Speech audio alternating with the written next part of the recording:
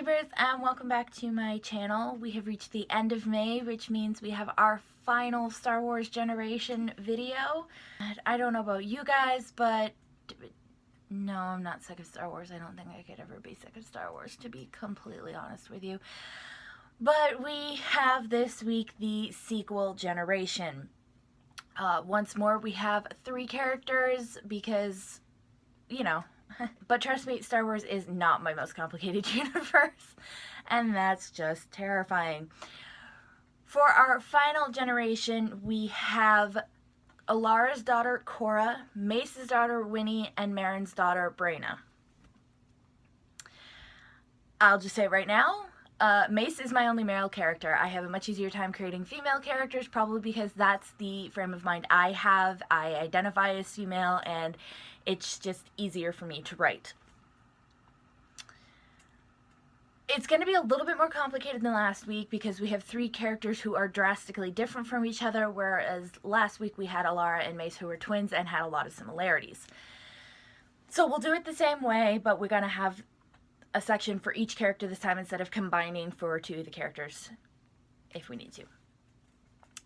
Once more, I am not explaining Star Wars. If you've come out of your corner, good for you. You can now understand my madness. Well, as much as anyone can understand my madness without actually being up here, but you don't want to do that. We will start with Cora because she came first in the order. Cora is the daughter of Alara Kenobi and her husband, Wedge Antilles. Before y'all yell at me, I live to mess with timelines and canon, and hush. Cora is Alara and Wedge's only child. She has dark red hair that likes to curl wildly and pale green eyes. She was raised as a Jedi and a scout for the Resistance. She is gifted at concealing who she is without having to change her appearance within the Force. She uses Force suggestion to make people forget that they have met her before. That is her talent, and that's what makes her such a good scout. Cora is my Sith. I will explain how that came about later on, but I just wanted to point out her major difference to the other 2 characters. She does end up as a Sith warrior. Next, we have Winnie. Winnie is the daughter of Mace. She has no mother. Much like Anakin before her, Winnie just came into existence, only she came into existence to a father and not a mother. She is a being made purely from the force, from the force of the will. She is a being made purely from the will of the Force. She has long, dark auburn hair and light green eyes. She looks so similar to Cora that people often mistake them for twins or sisters, which is okay. It works for them because then nobody has to explain. You know, it's obviously they're cousins, but, you know, if people see the similarities between them, then Mace doesn't have to try and explain, oh, by the way, my kid has no mother. Winnie is the personification of the balance that brought her family into an existence.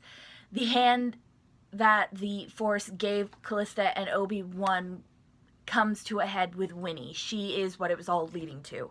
Last is Brayna, the daughter of Marin and Luke Skywalker. Now, you might be asking, why did I do this?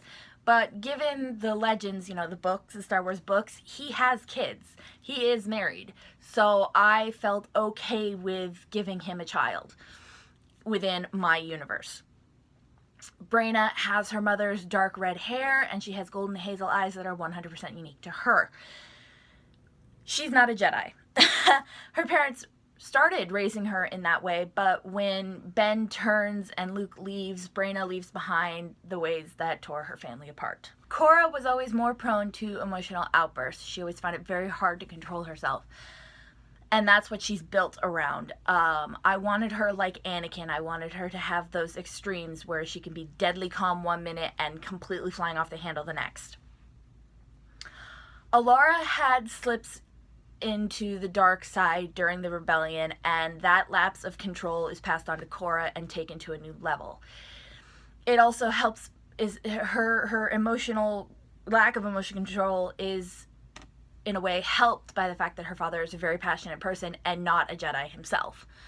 Cora's anger is her downfall most of the time. I took how Anakin was simply because I knew she would follow a similar path to him.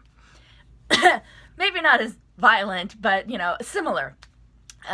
definitely towards the dark side. I didn't consciously make the decision to turn her, but with how her story wrote out, that's just where she ended up. And I honestly can't say I regret it, because my entire Star Wars run with all of my characters has been trying new things, and I've never had a character, I've never had an evil character.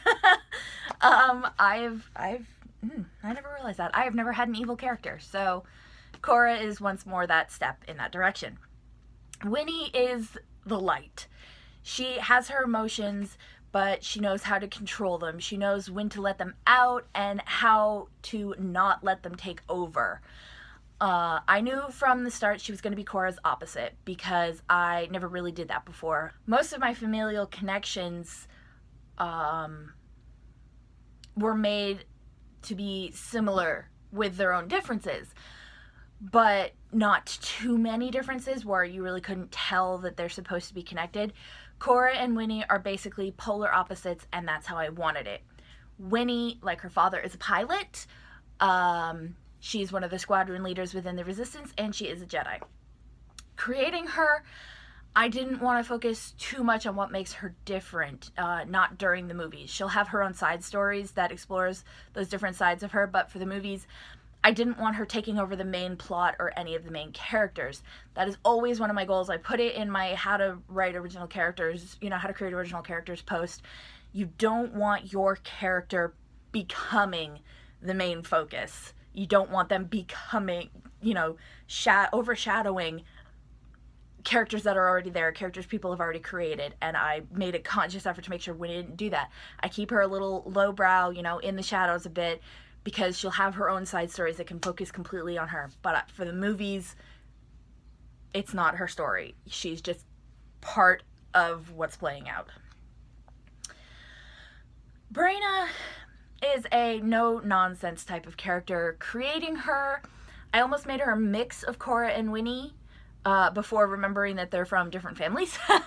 So I had to adjust that a little bit. She has her father's passion and her mother's wit and ease with life around her. She's very much the type of character that if it weren't for her parents, she would be able to fade into the background. It's not something I generally do with my kids. I want them to stand out. I want them to be seen. But with Brina, the way I wrote her, it was just, she strives to blend in, to not be seen. It's why I made her a spy for the Resistance, and why she isn't seen until she wants to be. It's a different take for me. But like I said earlier, that's what my Star Wars families have become. They have become different takes on what I usually do. What makes Cora easy to write is her emotional side. Because I knew she was going dark side, I didn't have to restrain her actions or make sure she was reacting within what was expected of the Jedi. That freedom made it much easier to write her, whereas with other strictly, light side Jedi, I had to, be careful and make sure they weren't overly emotional or they weren't holding on to anything, things like that. Winnie makes bonds with people as easily as most people breathe, and that's the easiest part of writing her. I'm like that myself. When I bond with someone, it's seamless. I didn't actually realize I could do that until I was writing Winnie, and it was like, this seems familiar, and then it's like, oh yeah, that's what you do. Brina is just all attitude. She's blunt, she's honest, she's sarcastic, and that's basically me in 3 words. I like to say sarcasm is my first language, and for Brina, it's basically the same, so that's just... Turning Cora dark side was the hardest part to write. I've never, like I said, I never purposefully turned any of my children evil or dark, so I was in completely uncharted territory, which for my Star Wars characters is very familiar.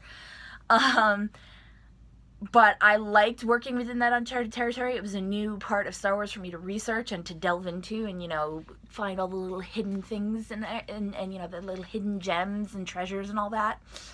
But it was a struggle in some places to write it, 'cause like I said, I focus on the good side, the Jedi,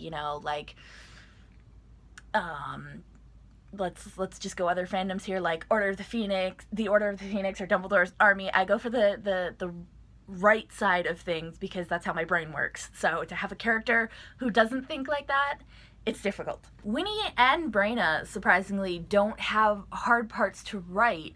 They're both just so fluid and easy to write. There's nothing about them that stands out as hard or difficult. I mean, no, not even with Winnie being like good side personified, and Brenna is basically me in a Star Wars character. So yeah, they are some of the easier characters I have to write. There's nothing really hard or difficult about them. Best memory for Korra is when she reunites with Han on Takodana, Maz's planet. She loves Han dearly. He's family, and she missed him when he left after he and Leia drifted apart. Just the happiness that I was able to write in that scene, because at that point, happiness wasn't something Korra focused on, so having that happy moment with her and Han was just, I enjoyed it so much. For Winnie, it's when Poe comes back after escaping the First Order with Finn. From a time as children, Winnie and Poe have always been together. They're best friends, they're lovers, they're soulmates. So having him come back after fearing the worst, when she can feel his torture at the hands of Kylo Ren, it's gonna sound corny, but it's like sunshine after a long hard rain. But that's the type of relationship they have. Corny and utterly fluff. That is Winnie and Poe to a T. Anytime Brenna gets to go on a mission with her mother is a best memory for her. The two work so seamlessly together and play off each other's wit and humor without thought. It's a bit like my own relationship with my mother. We're more best friends these days than mother and daughter, though obviously that part of the relationship will always be there. That's who we are. But the banter is just so center focused and so a part of it that translating it to Brenna and Marin was just so much fun. Worst memory for Korra is the same one that it is for Winnie, and that is feeling Han die at the hands of Kylo Ren. Korra witnesses it. She's with Chewie. She's standing with Chewie when it happens, you know.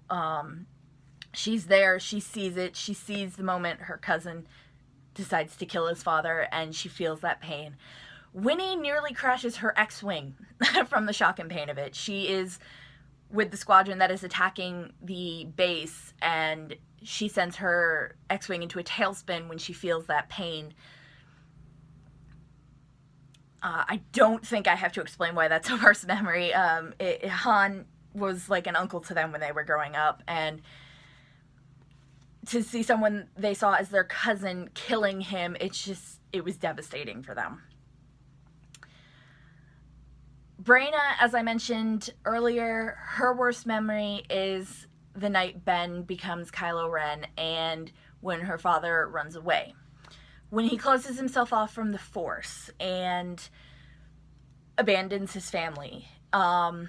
It's then that she abandons all she's known her entire life, because to her it did nothing but destroy her family. All of that on top of each other, you know, Ben turning, Luke leaving, the Jedi Order getting destroyed again. It's just too much for her, and it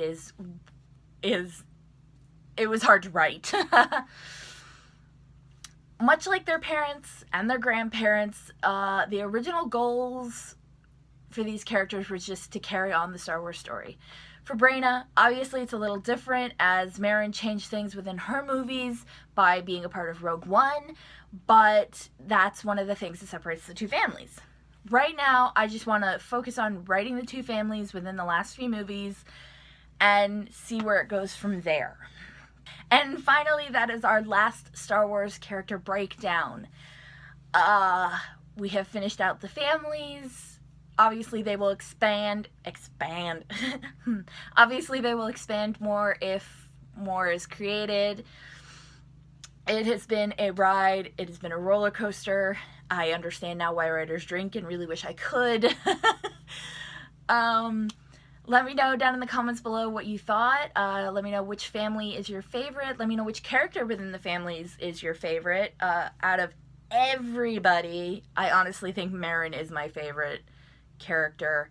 I'm not sure why, but I think Marin is my favorite. But shh, I don't have favorites. Let me know what you're looking forward to in the final Star Wars films that are coming out, in Solo, in the final movie for the sequel trilogy. Just, you know, give me your thoughts on what you think they'll do with Leia. As always, all of my social media handles and my blog will be down in the description below if you want to read the post that goes along with this video.